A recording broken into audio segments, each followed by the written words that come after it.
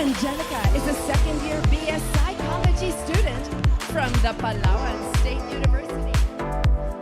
Angelica Lopez.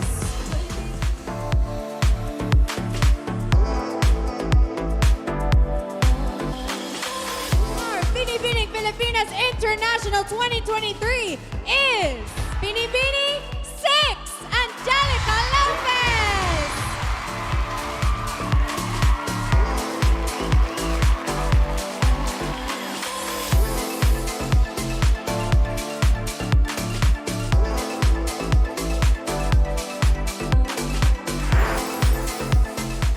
Mga kumare, let's all welcome Angelica Lopez, our Miss International Philippines 2023. Hello! Good afternoon! Ganda! Ganda talaga! Ay, ready ka na ba? Marami akong mga gustong itanong sa'yo today. Kasi syempre hindi kita na-checka dun sa busy tayo. Busy ang kumare mo nagtrabaho ng Binibining Pilipinas. But what's good with having a beauty queen as a guest? Nako, tingnan natin. Eto na. Question number 1. Oy, grabe. Parang nasa pageant. Ano Oo, pa rin? ganun talaga. Hanggang matapos ang reign mo, maraming tanong. Okay. When you were announced as Binibining Pilipinas International 2023, mixed reaction ng social media, di ba? Nakita mo Yes, naman. opo. May mga masaya, syempre may mga nega, hindi maiiwasan. Ano ang sagot mo sa tanong na, bakit ikaw? Bakit ako? Because I believe I deserve it. I worked hard for it. Like, as in the preparation wasn't easy, the journey wasn't easy. But I'm glad that I put my heart and my mind into it. And that I'm really determined po in everything that I did during the journey of Binibining Pilipinas. So I think I deserve it naman po. And I'm just so grateful, of course, sa mga tao na tumulong sa akin because I know that aside from my effort, aside from my hard work, yung mga tao na yun, my team, the GV, Mami G and Mami Vico, my manager, Kuya Tom Favela, and of course, my family and friends from Palawan and all over the Philippines. If not for you guys, I know that I wouldn't be here as well. So Bakit nga ba hindi siya, di ba? Siya na yan. Anong age ka unang sumali ng pageants? I was discovered po when I was 14 years old. So, I was actually there's two sides of, the story po eh. Kasi nung hindi pa ako na-discover by my nanay-nanayan, which is Nay Bians Lopez, and also Kuya Tom Favela, my manager. It's actually in my barangay that time. So I was walking doon sa inside kasi pumunta kami ng Pulao ng mother ko. Okay. So it's like Pulao is a town. No, it's sa funeral po. Okay, Kasi okay. may namatayan. So, Wake? May wake? Yes, may Okay. wake. And then, parang yung neighbors ko, they were wondering and asking na, oh, sino kaya ilalaban natin sa purok natin? Because we don't have a representative. And suddenly, I walked in front of them. Bongga! So, may dala pa akong... Salamat talaga kayo naganapan ng kandidato. So, may dala po akong kape nun because I was serving coffee dun sa ibang guest. And then, bigla sabay-sabay silang nagsabi na, oh, why not anak ni Maria? Because my mother's nickname is Maria. And then, parang they all agreed. And then suddenly, ayun na, part na ako ng So, pageant. gumora ka na? Yes, Gumora ka na ako. rin? I mean, Walang ano? yes, walang... kasi po, parang ano na din Nagsiserve ako lang ako na- ng kape. Sa pasyentero na Yes po, that's the story, the first story. Ang galing! And then after that, I won that barangay pageant Oo. po. It's actually in Barangay Mandaragat in Puerto Princesa City, Palawan. And right after that, I was discovered by my nanay, which is Nay Bians Lopez. I was walking along the hallway of the school, outside of it. And then parang sabi niya na, oh, ang tangkad ko daw. And then, ang tangkad ko, and then I have a golden brown skin, and Yeah. I'm really beautiful, sabi niya. So ako, hindi naman ako naniniwala kasi binubuli ako dati. Because? Because of the way... The color of your skin. The color of my skin and the way I look. I'm so tall. I'm always the tallest among my classmates. Because you look different. Yes, because I look different. And then, I doubted myself from that time. Pero po, when I tried, like, being part of my camp right now, I mean, kasi sila yung nagpapa-pageant that time, my manager, Kuya Tom Fabula.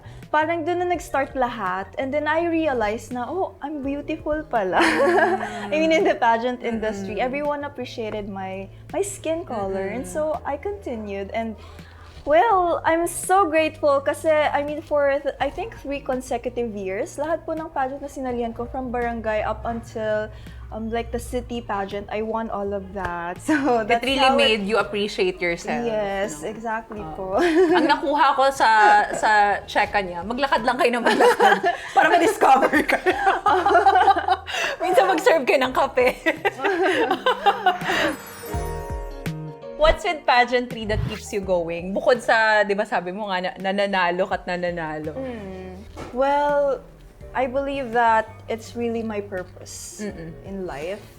I came from a very humble beginning po. So life in Palawan was not that, super like easy.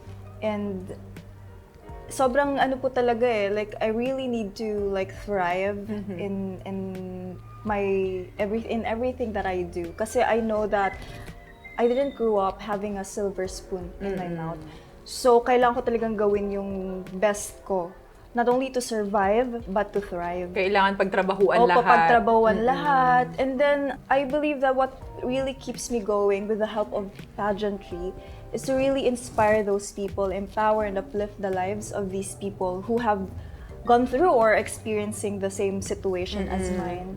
So ayun po talaga, I'm just so happy rin po kasi it's really my mom and my dad who taught me to always be grateful, appreciate the little things, and of course to always be generous towards other people. So, Kung ayun. sino pa yung wala, no, sila pa yung mas magbibigay. Number 4, every candidate that joins believes that they deserve a crown. Syempre naman, di ba? Hindi ka Opo naman naman. sasali kung Opo. hindi yun yung goal mo. During the whole duration of Binibini, did you ever doubt yourself na hindi ka mananalo? No.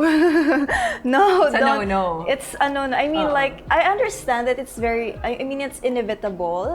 And kailangan talaga, I mean in this kind of like, whenever this kind of situation or moment like hit you up, it's really important to never entertain those negative things. So I joined this competition. I joined Binibining Pilipinas because I believe that not only I'm working hard for it, but because I'm manifesting that I will win the title.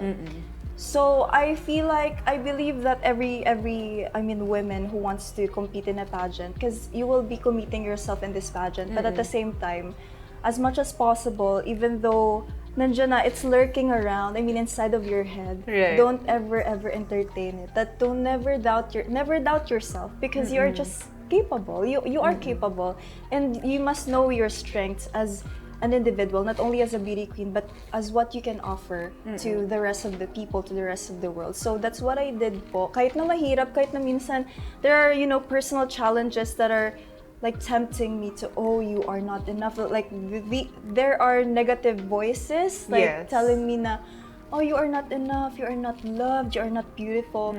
But as much as possible, hindi ko po talaga pinakinggan. Like, no, don't go inside of my head. I'm just perfect in this way, so wag na, don't. It's like that po talaga. Because it will show, no? Kung dinadoubt Opo. mo yung sarili mo, how are you going to convince the judges Yes, to believe kasi in you, it will diba? reflect po. I mean, like, if you entertain this kind of things po kasi inside of your head, but it will reflect eventually on the Yeah. outside. So, makikita yun ng tao outside of you, like, they will see na, oh, you're not confident, Yes. ganun po. Totoo yan. Okay, if we will rewind the Grand Coronation Night, ano ang gusto mong baguhin sa performance mo? No, I wouldn't want to change anything. Baka hindi ka mamanalo. Nanalo ka Yes, na. opo. Yun nga po. Oo, diba? At saka, I feel like yung performance ko that night is what, really made me win. Kasi po, a lot of people, like, sobrang pinaghirapan ko po talaga. I mean, yung training ko kay Mommy G, sobrang Right. hirap. Dumating sa point na umiiyak na ako. Oo. Kasi parang, ang hirap-hirap. There's specific like measurement or like trainings just to change how should I present Yes. myself sa ibang tao. And then, babaguhin ko siya. No, I wouldn't want to change anything.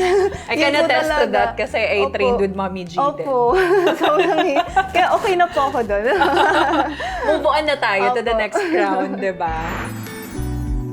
Do you have insecurities and flaws? And how do you intend to address it? Well, I'd say we're not perfect naman. I mean, we're all born, I'd say imperfectly beautiful. I guess, siguro yung insecurity ko rin talaga is, yung sa skin ko po. Well, Talaga? Opo, kasi nga po, parang, even though nasa inclusive na tayo na society ngayon, there's still discrimination going sa mga tao na may dark skin. Is it in the province or do you feel it sa big cities like Manila? No, Or just in I general on think, social in general, media? yes, it's like that. Parang minsan may nababasa akong comments na sabi nila na, di naman daw maganda kasi maitim. May mga ganon. May mga Talaga? ganon- yes po, may mga ganon pa rin po talagang tao na parang minsan naisip natin because we are now like accepting every color and every shape and sizes. Pero may mga tao pa rin talaga na nandiyan lang sa They're tabi-tabi. negative towards it pa rin. Opo. But, you know what? Lagi ko na lang talagang iniisip na, no, I'm beautiful in my own way and God made me just, perfect as I am.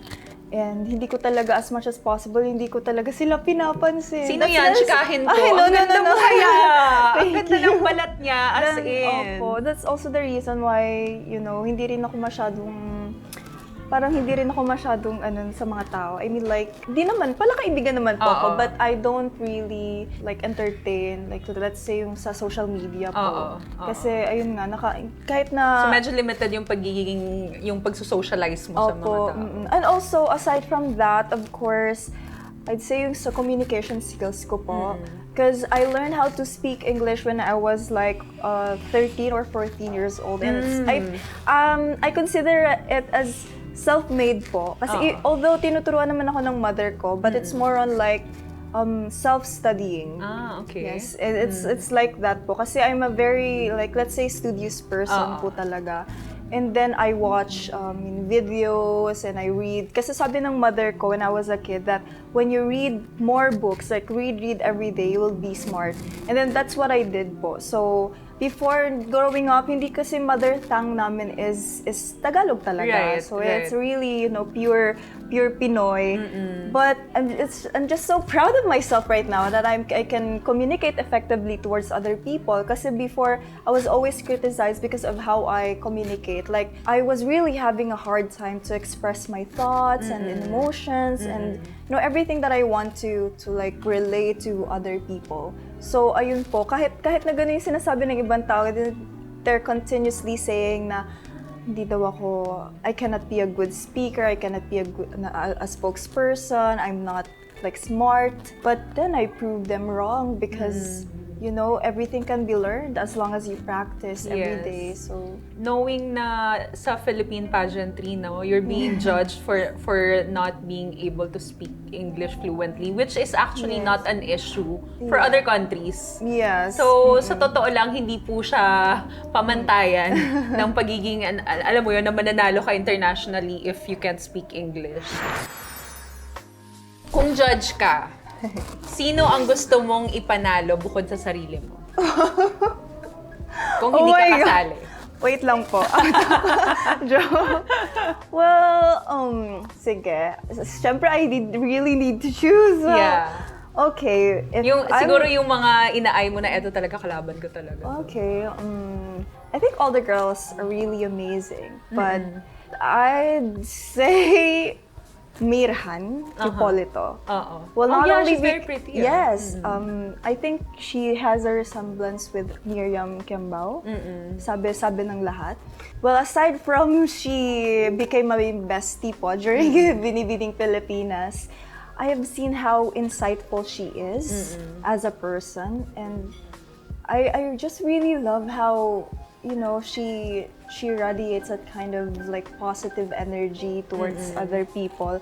Like every time po napapasok siya, I always see na, oh, she has that big smile on her on her face, and then parang like everything is positive lang, Yeah. ganun. I want her, like, aside from me, well, discussion naman kasi ganun. Well, aside from me, I really want her to like win.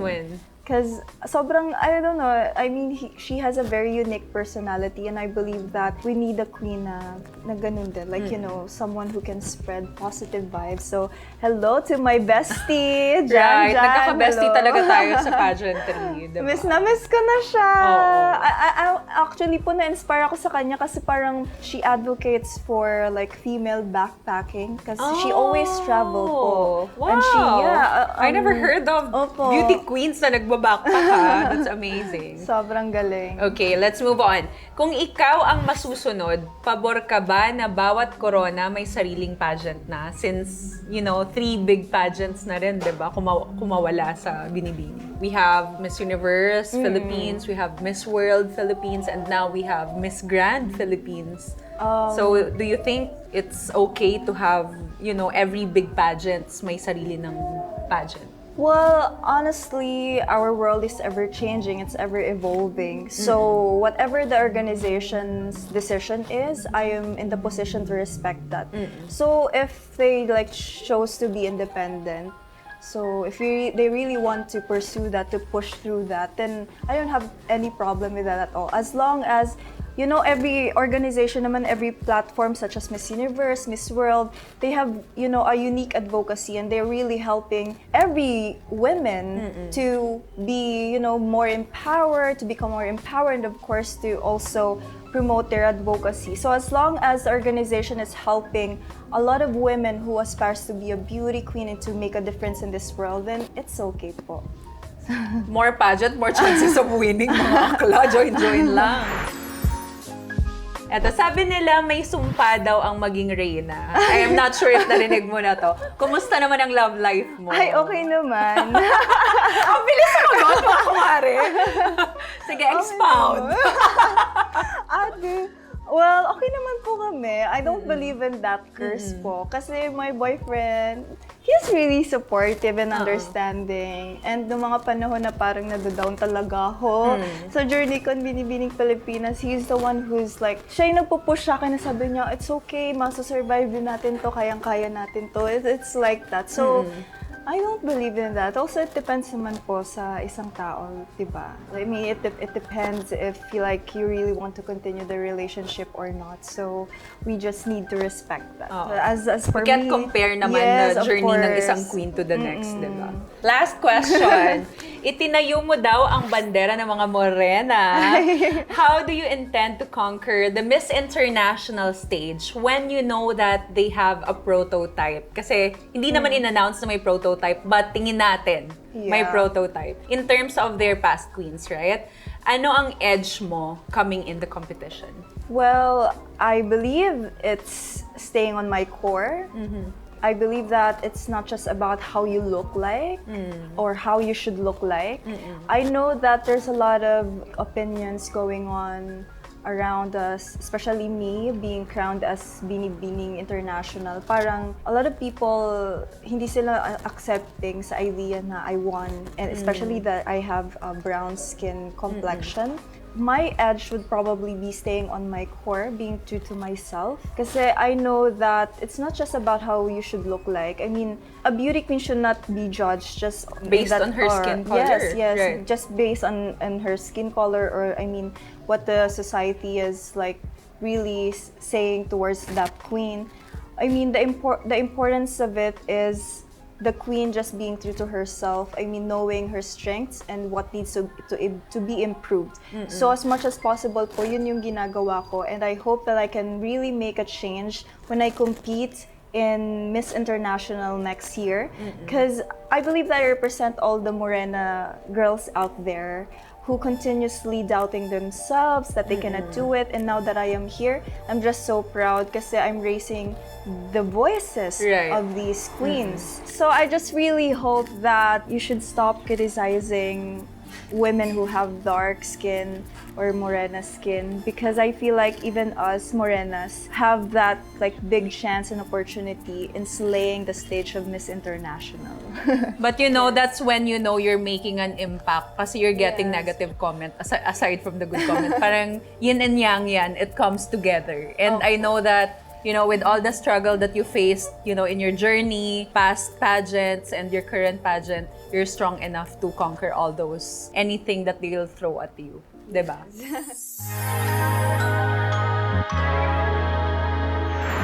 On to our next segment, ang meme things. Dito, all you have to do is compete against me. Kailangan natin magpagandahan ng caption na ibibigay sa mga photos na ipapakita namin sa'yo. Okay, ready ka na ba, Yes, G? I'm ready. First picture! Anong What? caption mo dyan? Gagayahin ko na lang yung sinabi ng best friend ko. Ano sinabi ng best Sabi niya, that's the facial expression kapag dumaan yung crush mo sa harapan mo. Ganon? Ako hindi. Para alam mo yung mukha kong yan, pag nasunog yung piniprito ko. Kunwari gulat. Ganon. Next picture. Oh, alam mo yan. Ano ba? Ano ba? Powerpuff Girl. Ang cute, no? Hindi Yes. in-expect. Ano bang magandang ano dyan? Caption. Caption. Well, Pride Month. Pwede. Pride pwede. Month. Kasi colorful. Oo. Ako, siguro, finally nasali na sa GC si Maring MG. Dahil coordinated na yung color niya. Next picture.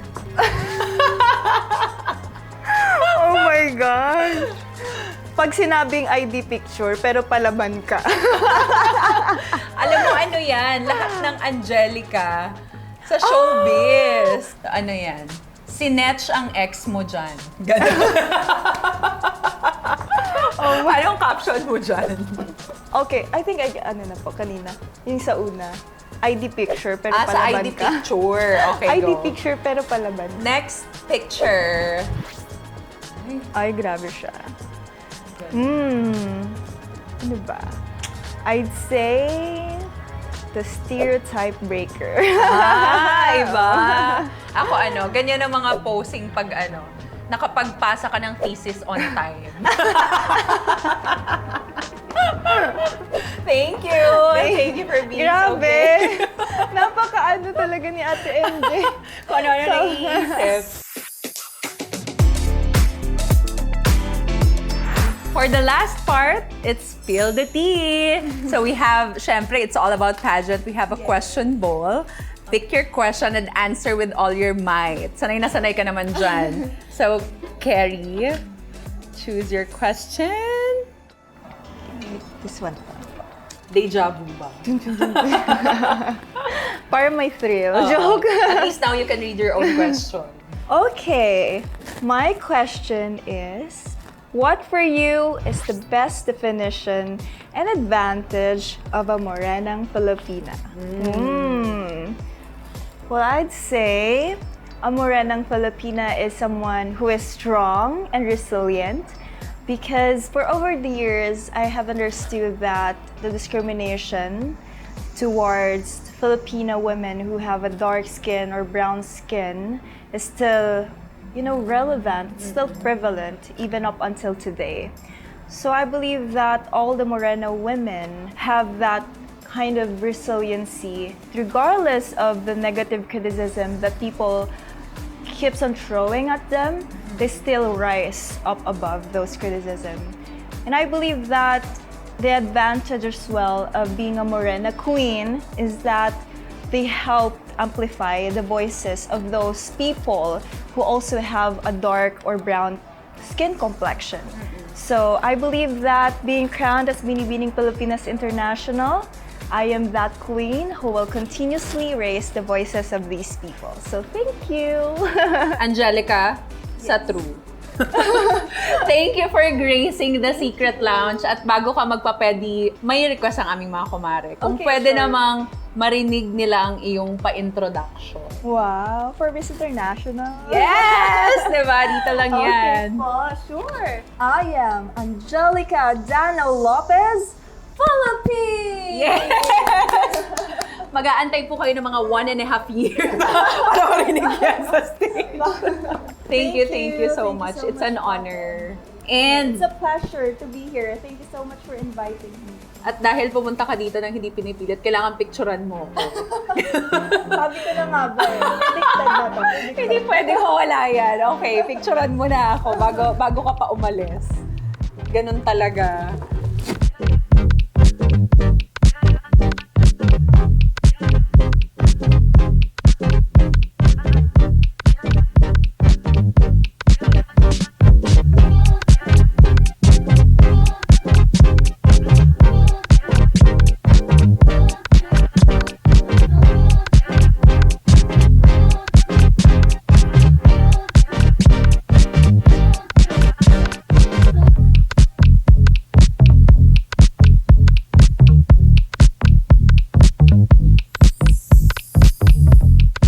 Alam niyo mga kumare, nakakatuwa talaga si Angelica. Even though marami sa inyong na-surprise dahil nga sa color of her skin, hindi niyo ina-expect na siya yung kokoronahan bilang Binibining Pilipinas International. I think it's about time for us to be accepting of all the women who's joining Binibining Pilipinas na kahit ano pa yung skin color mo, yung height mo, yung shape mo, pwede kang manalo ng corona. And it's just sad to see na other women still it bothers them na morena sila, hindi sila pwede sa ganito at ganyan. Kasi hindi naman talaga. Lahat tayo queens. Hanggat naniniwala tayo, nag-work hard tayo, pwedeng-pwede yun. At alam nyo, dito sa Secret Lounge, ang dami talaga mga secrets na nasi-spill. Grabe, salamay ka ba naman ma-discover as a beauty queen, di ba? So lahat ng, kung kahit saan ka man, kung talagang beauty queen ka, at I think destined ka talagang ma-discover.